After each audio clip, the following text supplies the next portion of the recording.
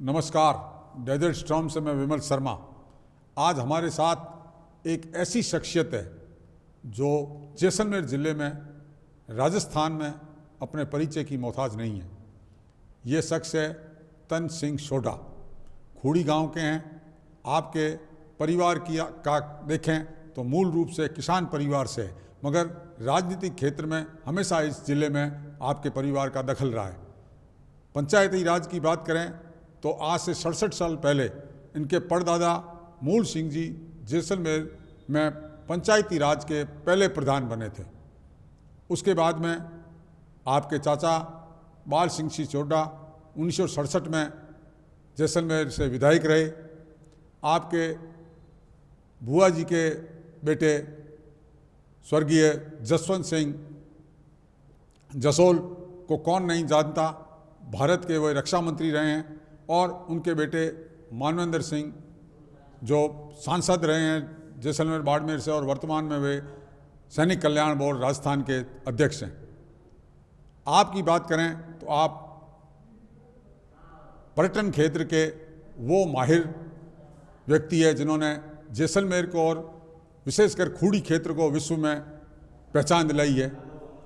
आप भी राजनीतिक क्षेत्र में सरपंच के रूप में लगातार जैसलमेर खूड़ी क्षेत्र की सेवा कर रहे हैं। आप 2000 से लेकर 2005 तक, 2010 से लेकर 2015 तक, और वर्तमान में आपकी पत्नी सरपंच है खूड़ी की, और आप वर्तमान में पंचायत समिति सम के प्रधान हैं। आपका बहुत बहुत स्वागत है हमारे स्टूडियो में, आप पधारे। आपकी राजनीति का बहुत लंबी लाइन है। आपके पूरे परिवार में सब लोग राजनीति से जुड़े हैं। आप राजनीति के साथ साथ पर्यटन से जुड़े रहे हैं। आपका प्रधान बनने की क्या कहानी है? मैं अपने जीवन में हमेशा सेवा का विश्वास रखता हूँ। मैं हमारे क्षेत्र में कहीं भी कोई काम हुआ, वहाँ पे मुझे बुलाया गया तो मैंने हमेशा सेवा की लोगों की। मैं सरपंच तक गांव में सीमित था, लेकिन पार्टी का भाजपा का कार्यकर्ता था, तो पार्टी की हमेशा नज़र मेरे ऊपर रहती थी। जब भी ये वक्त आया तब श्री 108 बाबजी प्रतापपुरी जी ने मुझे बुलाया कि आपको भाजपा से मैं टिकट दे रहा हूँ, आपको इलेक्शन लड़ना है। तो मैंने सोचा मैं एक कार्यकर्ता जरूर हूँ। पंचायत समिति सम का क्षेत्र बहुत बड़ा है, मेरी पहचान वहाँ तक होगी या नहीं होगी, लेकिन भाजपा की पहचान हिंदुस्तान में है और पूरी दुनिया में है। भाजपा एक दुनिया की सबसे बड़ी पार्टी है। उसके कारण मेरे ज़िले जैसलमेर में भाजपा के कारण मेरा नाम करीब करीब काफ़ी लोग जानते थे। मैंने हिम्मत रखी, पार्टी का आशीर्वाद रहा, गांव का आशीर्वाद रहा, भाइयों का आशीर्वाद रहा, सब हिम्मत करके मैं इलेक्शन लड़ने के लिए तैयार हो गया।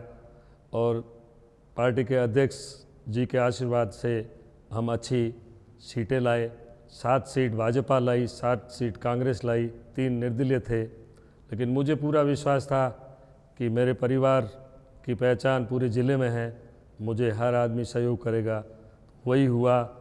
जैसलमेर ज़िले के जो ब्लॉक पंचायत समिति सम में जीते हुए थे उनको हमने बुलाया, उनसे हमने निवेदन किया, तो उन्होंने कहा सोढा जी हम बिल्कुल आपका समर्थन करेंगे और आपको जिताएंगे। मुझे विश्वास हो गया, मैंने पार्टी को विश्वास दिया कि मैं 17 में से 10 सीट लेके आऊँगा। वही हुआ जिसके लिए पूरा जैसलमेर ज़िला पंचायत समिति सम, उनके लिए मैं और मेरे परिवार और मेरी पार्टी हम हमेशा आभारी रहेंगे।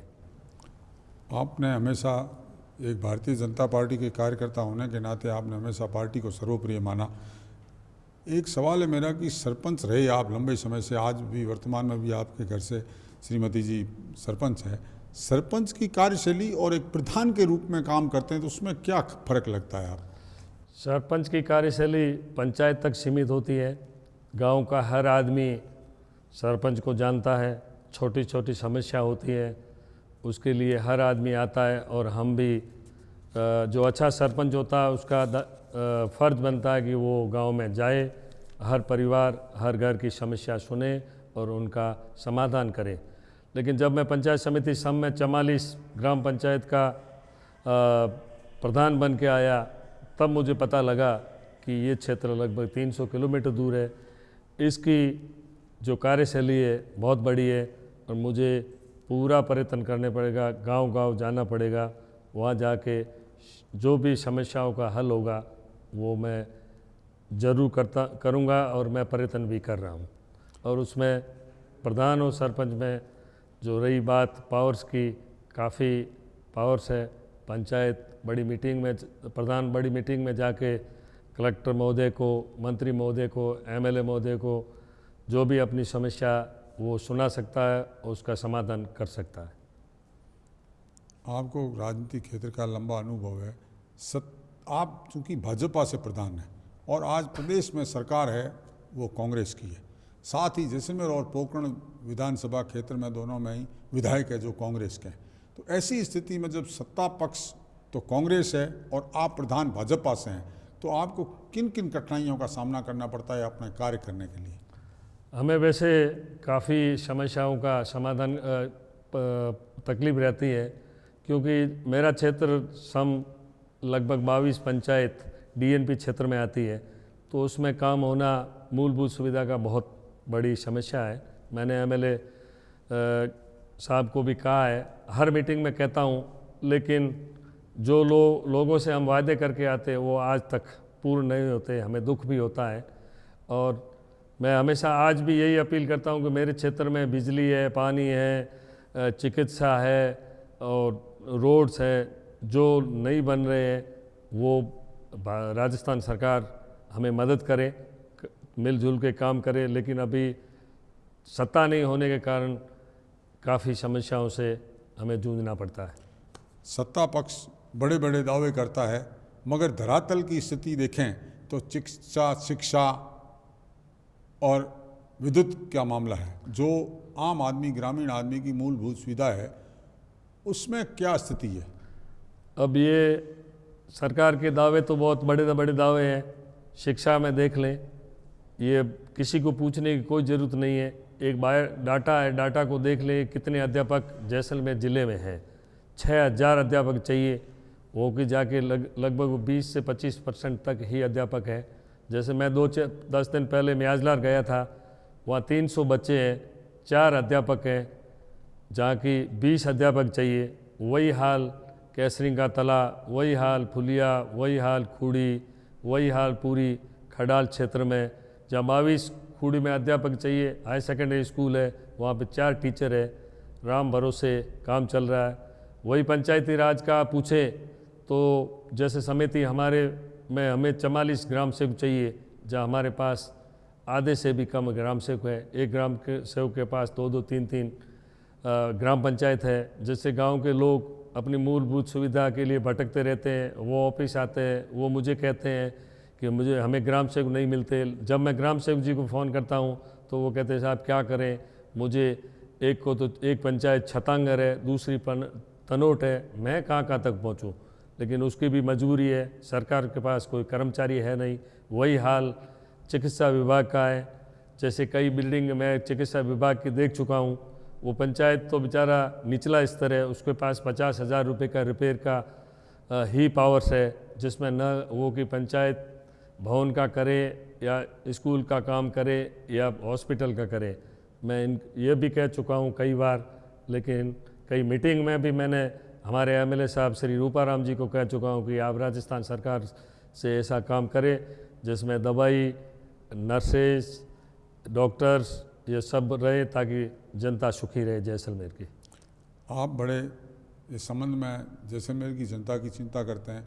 धरातल पे जिस तरह से सरकार दावे करती है या उनके चुने हुए प्रतिनिधि दावे करते हैं विकास कार्य की, मगर जो धरातल पर स्थिति है, न तो चिकित्सा क्षेत्र में लोगों को सुविधा मिल रही है, न शिक्षा के क्षेत्र में विद्यालय में अध्यापक नहीं है, तो शिक्षा कैसे हो सकेगी। वैसे ही हाल विद्युत विभाग के हैं। बिजली की कटौती, ग्रामीण क्षेत्रों में बिजली नहीं आना, ट्यूबवेल खेती के लिए बिजली नहीं मिल पाना, ये सारी समस्याएं हैं। उसके लिए आप चिंतित हैं हमेशा। अब लौटते हैं अपन आपके क्षेत्र में खूड़ी के लिए। जो खूड़ी 15 नंबर हाईवे नेशनल हाईवे का है, तो विकास की वहाँ बहुत संभावना है। एक तो 15 नंबर हाईवे, दूसरा डीएनपी। दो समस्याओं के कारण से न तो आपके क्षेत्र में पर्यटन विकास हो पाया, न ही लोगों को मूलभूत सुविधाएं मिल पाई। उस क्षेत्र में आपका क्या कहना? हमने बड़ी मीटिंगों में श्री गजेंद्र सिंह जी शेखावत, हमारे सांसद जैसलमेर बाड़मेर के, इनके सबके सामने वह रूपाराम जी, साले मोहम्मद जी, हमारे वर्तमान में एमएलए, इनको सबको मैंने निवेदन किया है कि हम डीएनपी क्षेत्र में हैं, हमारी मूलभूत सुविधा पे बहुत ही बड़ा फ़र्क है, हमारा कोई विकास नहीं हो रहा है। आपसे निवेदन है कि आप आगे से आगे ये करें। हम 2 साल से बन के आ गए हैं, आज तक तो मैंने ऐसा कुछ नहीं देखा है। रही विद्युत विभाग की बात, मैं और बीच में कहता हूँ, आज जैसलमेर ज़िले में 2000 कनेक्शन आए हुए हैं और उनके कनेक्शन गरीब लोगों ने अपना डिमांड नोटिस भर दिया, पैसा भर दिया। राजस्थान सरकार के पास सामान देने के लिए विद्युत का सामान नहीं है। वो श्री मंत्री महोदय को और हमारे एमएलए साहब को हम कई बार अवगत करा चुके हैं, लेकिन उनका यही कहना है कि हम आ जाएगा। ये 6 महीने से तो हम सुन रहे हैं। मैं ईश्वर से प्रार्थना करता हूँ कि ये जल्दी से जल्दी गरीब लोगों का जो लालन पालन खेती है वो जल्दी राजस्थान सरकार और हमारे एमएलए साहब लाएं और उसे जो पैसे भरे हुए हैं लाखों रुपए, तो उनके कनेक्शन जल्दी से जल्दी करें। ये मैं पूर्व में भी कह चुका हूँ और वर्तमान में भी कह रहा हूँ। और रही डीएनपी की बात, खूड़ी क्षेत्र डीएनपी के अंदर है, हमारा क्षेत्र सिर्फ 5 या 7 किलोमीटर ही अंदर आता है, लेकिन हमारा अभाग्य है कि 15 नंबर हाईवे से जो डीएनपी क्षेत्र आता है वो पहले तो टूरिज़्म के लिए प्रोहिबिटेड कर दिया था। वो हमने लड़ झगड़ के दिल्ली में, जैसे हमारे रूपाराम जी एमएलए साहब कहते हैं, मैं लड़ झगड़ के लाऊंगा, लेकिन 4 साल तक तो अभी लड़ झगड़ के वो भी नहीं लाए और मैं भी लड़ झगड़ के वही कर रहा हूँ। तो मैं आशा करता हूँ कि हम लड़ झगड़ के भी सक्सेस होंगे, क्योंकि मैंने भूपेंद्र यादव साहब जी, मंत्री जी यहाँ पधारे थे, उनसे मैंने निवेदन किया था। उन्होंने कहा था कि ये मैं मूलभूत सुविधा के लिए ज़रूर कुछ करूँगा। पर्यावरण भी ज़रूरी है, गोडाउन भी ज़रूरी है और पशु पक्षी भी ज़रूर, लेकिन इंसान भी ज़रूरी है, क्योंकि हम लोग इस क्षेत्र में भारत सरकार और राज्य सरकार के मैं अवगत कराता हूँ कि पशुओं के साथ हमारी ज़िंदगी भी ज़रूरी है। मैं आज भी आपके माध्यम से अपील करता हूँ कि हमें मूलभूत सुविधा के लिए छूट दे, हमें टावर लगाने दे। जैसे आज का युग मोबाइल युग है, आज का युग नेट का युग है और नरिका भी चलती है, वो भी नेट पे चलती है। हमारे यहाँ जो राजीव गांधी सेवा केंद्र बने हुए उनमें कनेक्शन नहीं है, क्योंकि हमारे यहाँ डीएनपी क्षेत्र में हम मोबाइल टावर नहीं लगा सकते। ये मैं परमिशन चाहता हूँ। मैं अपने नेताओं भाजपा के कैलाश चौधरी व रूपाराम जी, साले मोहम्मद जी, सभी से निवेदन का आप जल्द से जल्द हमारा हाईवे भारतमाला जैसलमेर से म्याजला तक काफ़ी टाइम से रुका पड़ा है, जो पोछीना भारत सरकार ने एक हवाई जहाज उतारने के लिए रोड बना दी है, आलीशान रोड बन गई है, करोड़ों रुपए लग गए हैं, वो एक 34 किलोमीटर के लिए वो रोड वंचित पड़ी है। आपका ध्यान मैं आपके न्यूज़ चैनल के माध्यम से खींचना चाहता हूं कि आप उस क्षेत्र को ज़रूर देखें। आप हमारे विधायक हैं, आप हमारे मंत्री हैं। इस क्षेत्र में जो 22 पंचायतें हैं वो जैसलमेर ज़िले के हर नागरिक को सुविधा मिले, वैसे ही मैं कामना आपसे करता हूं। आप अपने क्षेत्र के प्रति, आपने क्षेत्र की समस्याओं के प्रति बहुत चिंतित हैं। एक बात और है पर्यटन को क्षेत्र को लेकर, सम और खूड़ी की जब तुलना होती है तो सम में तो बहुत उसको बढ़ावा दे के आगे बढ़ाया गया। खूड़ी में सिर्फ आपने अपने परिवार ने मिलकर, जिस तरह से पहले भी मरु मेले का एक दिवस आपके वहाँ कार्य हुए थे, उसी तरह आपने प्रयास करके और करवाए। ये तो है पर्यटन की क्षेत्र की बात। इसके साथ ही आपको अनुभव है पर्यटन का बहुत लंबा। पर्यटन जिस तरह से जैसलमेर का फॉरेन टूरिस्ट, विदेशी पर्यटन आना लगभग बंद हो रहा है और सब घरेलू पर्यटकों पर ही अपन डिपेंड है, तो अपन क्या कर सकते हैं कि विदेशी पर्यटक भी बढ़े और खूड़ी में किस तरह से सांस्कृतिक गतिविधियाँ भी बढ़े? ये मैं 1980 में जब मेरे बड़े भाई साहब भगवान सिंह सोडा जोधपुर यूनिवर्सिटी से निकल के जैसलमेर आए थे, उस टाइम जैसलमेर में टूरिज़्म व्यवसाय में बहुत कम ही लोग थे। एक महेंद्र सिंह जी जैसल कैसल चलाया करते थे, एक गैलोड रेस्टोरेंट चलता था और आरटीडीसी मूवल टूरिस्ट बंगलो थे। उस ज़माने में मेरे भाई साहब भगवान सिंह सोडा के मन में आया क्यों नहीं अपन खूड़ी स्टार्ट करें। तब मेरे को बुलाया कि मैं टूरिस्ट लाता हूँ, तू टूरिस्ट संभाल और तू काम कर। तो मैंने कहा भाई साहब मैं तो पढ़ा लिखा नहीं हूँ, मुझे अंग्रेजी आएगी नहीं, क्या करूँगा। लेकिन उन्होंने कहा ऐसा कुछ नहीं है, मैं इंग्लिश संभाल लूँगा, मैं भेजता हूँ, तू टूरिस्ट को संभाल और खूड़ी अपन स्टार्ट करते हैं। उससे लोगों को रोजी रोटी मिलेगी और अपन भी टूरिज़्म व्यवसाय बढ़ाएंगे। तो भाई साहब ने पहला टूरिस्ट खूड़ी भेजा, मैं बस में लेने गया, उस टूरिस्ट को मैंने गांव घुमाया, उस टूरिस्ट को मैंने खाना खिलाया, हमने पैसा नहीं लिया। उस ज़माने में ऊँट के हम 20 रुपये देते थे, 20 रुपये भी आप मानो तो हमने अपने घर के दिए। हमने खूड़ी के लिए बहुत बड़ी मेहनत की, पहले 1 आया, फिर 2 आया, फिर 10 आए, फिर 20 आए, फिर गाइडलाइन में हमने नाम लिखा दिया, खूड़ी का नाम पूरे वर्ल्ड में नाम हो गया। फिर एक फ्रैंक कुशी राइटर इंग्लैंड का था, उसने एक नई गाइड बुक बनाई, उसमें खूड़ी का बहुत अच्छा नाम लिखा। वेस्टर्न टूरिस्टों के लिए एक ज़माना था, खूड़ी बहुत ही सुंदर गांव था, उसमें कुम्हारों के मिट्टी के बर्तन बनते थे, हैंडीक्राफ्ट का काम होता था, कम्बल बनती थी, औरतें वहाँ चरखा ऊन काटती थी, मेरिनो ऊन के लिए खादी परिषद खादी भंडार के वहाँ काम चलते थे। तो कई लोग टूरिज़्म, एक ज़माना था ग्रुप के ग्रुप आने शुरू हो गए थे। खूड़ी शांति प्लेस था।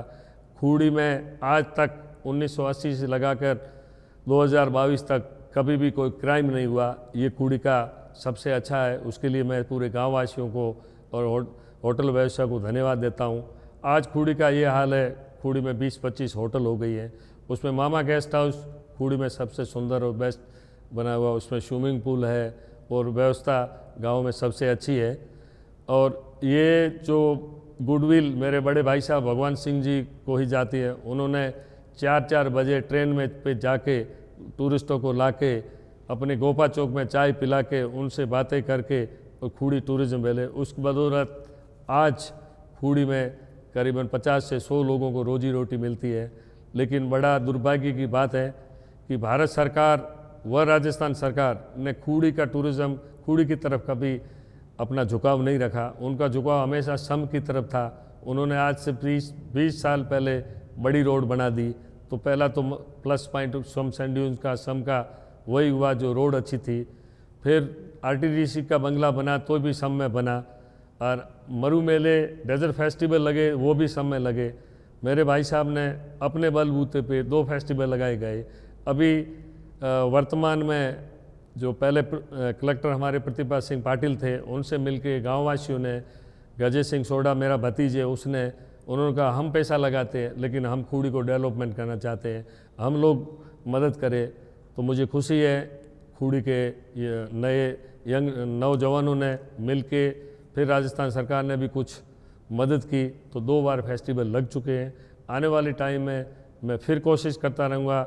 सभी होटल व्यवसाय और गाँव वासियों से कहूँगा, हम सब मिलकर सरकार से भी विनती करेंगे, जैसे आप सब में डेजर्ट फेस्टिवल करते उसी प्रकार खूड़ी में भी रखें, ताकि टूरिज़्म बढ़ेगा तो रोजी रोटी गांव की बढ़ेगी, गांव की रोजी रोटी बढ़ेगी तो देश की बढ़ेगी, जैसलमेर ज़िले की इकोनॉमी बढ़ेगी। आज मेरा यही विनती है, जैसलमेर कलेक्टर जो अभी आए हैं नए, लेकिन वो टूरिज़्म व्यवसाय से बहुत ही परिचित है, एक्टिव है, उनसे मेरा निवेदन रहेगा कि आप खूड़ी का भी ध्यान रखें, आने वाले टाइम को खूड़ी को भी डेवलप करें। हम भूपेंद्र यादव साहब से मिले हैं, तो मेरा पूरा विश्वास है कि जल्द ही खूड़ी की यह हाईवे भारतमाला भी बन जाएगी, तो आने वाला टाइम खूड़ी के लिए बहुत अच्छा होगा। मैं ये राजस्थान सरकार से भी निवेदन करता हूँ। चाय पे चर्चा पे हम चंद सिंह सोडा से बात कर रहे हैं। अब तक उन्होंने हमारे सवालों के इस तरह से जवाब दिए जैसे उनको जैसलमेर की जनता, जैसलमेर के पर्यटन और यहाँ के बासिंदों के लिए बहुत दर्द है। उन्होंने अपनी पीड़ा सरकार को भी बताई और अपने मन से उन्होंने हमारे माध्यम से भी जनता तक पहुँचाने का प्रयास किया। चाय पे चर्चा पे एक ब्रेक के बाद फिर मिलेंगे।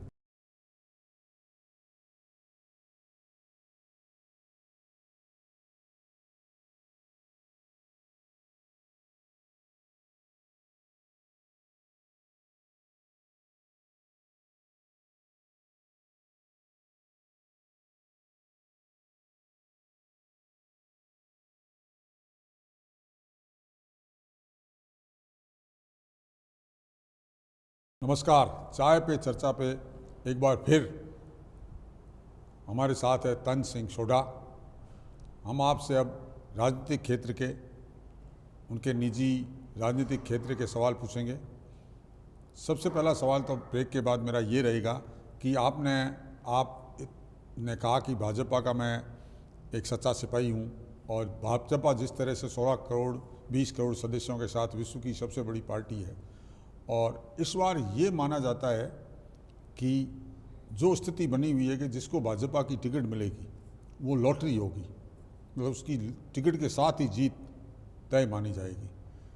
तो आप, और दूसरी बात एक और के राजनीति में क्षेत्र में जो आता है, जैसे आप सरपंच से प्रधान बने, तो राजनीतिक क्षेत्र में आप अगर विधायक की टिकट मिलती या विधायक बनने का आप किस तरह से प्रयास करेंगे? जी नमस्कार। मैं भाजपा का कोई भी कार्यकर्ता जिसको पार्टी टिकट देगी उनके साथ में रहूँगा। मेरा तन मन धन जो लगेगा मैं दिन रात एक करके वो भारतीय जनता पार्टी का ही विधायक होगा, ये मुझे पूरा विश्वास है। जैसे ज़िले में काफ़ी लोग भाजपा के कार्यकर्ता हैं, हम सब कार्यकर्ता हैं। छोटू सिंह जी का नाम आता है, सांग सिंह जी का नाम आता है, विक्रम सिंह जी का नाम आता है, और हमारे छुग सिंह जी का सोडान से नाम आता है। और मुझे भी जयपुर से कॉल आया था कि आपकी क्या एज है, कैसे है, तो मैंने कहा मैं तो सिपाही हूँ, पार्टी जो तय करेगी वो हमें तय। हाँ, रही बात सरपंच से, मैं प्रधान तक पहुँचा हूँ। राजस्थान में कई प्रधान विधायक कोठे से विधायक बने हैं प्रधान से, तो ऐसा पार्टी जो भी जिम्मेवारी देगी वो हमें ज़रूर मंजूर होगी। मैं भी एक जैसलमेर का नागरिक हूँ। मेरे काकोसा जो कि स्वतंत्र पार्टी में उस ज़माने में भी महाराजा श्री हुकम सिंह जी से इलेक्शन जीत गए थे, तो हम एक सामान्य परिवार से होके, किसान परिवार से होके भी एमएलए मेरे परिवार बन सकता, तो मैं भी क्यों नहीं, तो मैं भी दावेदारी कर सकता हूँ।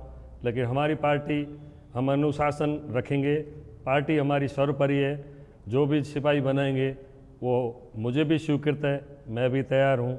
लेकिन जो भी दायित्व सौंपेंगे, जो भी हमारा कार्यकर्ता को टिकट होगा, हम उनके साथ हैं। लेकिन आपके चैनल के माध्यम से ये मैं कहना चाहता हूँ, पार्टी को भी कहना चाहता हूँ, आने वाले वक्त में हमें ऊर्जावान और पढ़ा लिखा, कंप्यूटर का ज़माना है, वैसा एमएलए चाहिए। सोच समझ के टिकट दें, जो भी जैसलमेर ज़िले में उनकी पहचान हो, वो हर क्षेत्र में आगे हो, लांछन उसके ऊपर कोई लगा हुआ नहीं हो, साफ़ सुथरा हो। ये भाजपा का वैसे भी पहले भी था और आज भी है और आगे भी रहेगा। आप एक ऐसे क्षेत्र से आते हैं, सोढाण क्षेत्र। सोढाण और बसिया एक क्षेत्र माना जाता है जैसलमेर का। इस क्षेत्र में 1967 में आपके चाचा जी बाल सिंह जी, स्वर्गीय बाल सिंह जी सोढा विधायक रहे। उसके बाद में एक तरह से ये क्षेत्र नेगलेक्ट रहा। तो अब नहीं लगता कि आपके क्षेत्र को, चूँकि देखो खडाड़ को 2 बार मौका मिल गया, जसोड़ाटी को 2 बार मौका मिल गया, तो अब नहीं लगता आप सोढाण क्षेत्र में भी अगली बार चुनाव टिकट में सोढाण को प्राथमिकता दी जाए? मैं तो यही कहूँगा आपके चैनल के माध्यम से, सोढाण क्षेत्र पिछड़ा हुआ क्षेत्र है, जैसलमेर जिला का सबसे पिछड़ा हुआ क्षेत्र है। जैसे रामगढ़ है, खडाल है, वहाँ नहर आ गई, पानी हो गया, मुरबे हो गए, आबादी अच्छी हो गई, लोग धनी हो गए, ट्रैक्टर हो गए, सब कुछ हो गया। सोढाण क्षेत्र को आज भी पानी की दिक्कत है। नहर सम से आगे नहर का काम भी डीएनपी के कारण रुक गया है। तो हम लोग तो चाहते हैं कि अगर बसिया में भाटी हमारे रिश्तेदार हैं, हमारी बेटी भाटियों को देते हैं, तो वो हमें पूरा विश्वास है कि हमेशा सोढों के साथ में ही रहेंगे। रही खडाल, ये भी हमारे रिलेटिव है, तन अजीज है। 36 कौम, जब हम सोडा, भाटी और खडाल सब साथ चलते हैं, 36 कौम भी हमारे साथ चलती है। तो अगर पार्टी हमारे सोढान पे भी एहसान कर दे तो वो भी पार्टी का हमारे ऊपर बहुत बड़ा आभार रहेगा। मैं तो पार्टी से अपील करता हूँ कि सोढान और बसियों में जो सेलेक्टेड अच्छा आदमी लगे वो, और साथ में भी खडाल से भी अपील करता हूँ, आप भी हमारे हैं, आप भी हमारे साथ रहेंगे, आप भी हमारे पार्टी के कार्यकर्ता हैं, आप भी मिलजुल के, जैसे विमल जी ने बताया है कि इस टाइम तो भाजपा की सरकार आनी आनी है, जैसलमेर की सीट भी ये न हम लोग गंवाएं। जैसलमेर की जनता से मेरा अपील है, आप भी भाजपा का एमएलए लाए ताकि हमारा सोडान का भी विकास हो और आपका भी विकास हो। आपने बात कही, एक बड़े विनम्रतापूर्वक कहा आपने कि भाई हमारा अब हक बनता है, हम हमेशा साथ रहे। दूसरी बात है कि आप राजपूत समाज में और सोडा समाज से, राजपूत समाज में भी सोडाओं के प्रति आम 36 कौम का हमेशा स्नेह प्रेम बना रहता है। आपका हमेशा हर जो 36 कौम है, चाहे वो ओबीसी है, चाहे SC ST है, चाहे अन्य हैं, वो आपसे हमेशा, चाहे अल्पसंख्यक लोग हैं, वो भी आपसे बहुत स्नेह रखते हैं। आपने अपनी बात रखी है कि भाई हमें भी इस क्षेत्र में, हमारे क्षेत्र को भी जो वर्षों से वंचित है, उसको अगर टिकट दी जाए तो आप पूरा प्रयास करेंगे कि जैसलमेर की जनता को एक विधायक ईमानदार और स्वच्छ छवि का देंगे। आपका लंबा राजनीतिक और अनुभव है। राजनीति पिछले 20-25 सालों में क्या बदलाव आया है? 20-25 सालों से काफ़ी बदलाव है। आज का वोटर बहुत समझदार वोटर है। वो जैसे हम कह दें, तुलना करें श्री राहुल गांधी जी से व श्री मोदी जी से, तो उनमें वो आज का टाइम वो नहीं है कि हम कहेंगे वहाँ वोट करेंगे, वो तो ज़माना चला गया। आज का वोटर बहुत होशियार है, वो तुलना के हिसाब से देश को देखते हैं। वो जैसलमेर के ज़िले की या छोटी कहीं जोधपुर की राजनीतिक वो नहीं देख रहा आज का वोटर। आज का वोटर हिंदुस्तान का जो सबसे बड़ी पोस्ट है प्रधानमंत्री, वो देखता है। मुझे ये पूरा अवगत है, मुझे पूरा विश्वास है, मेरा ये लंबा अनुभव है, इसलिए मुझे मालूम है। मैं भी लोगों से बात करता हूँ, तब लोग मुझे जवाब देते हैं कोई नहीं, वक्त आएगा तब देख लेंगे हमें किसको वोट करना है।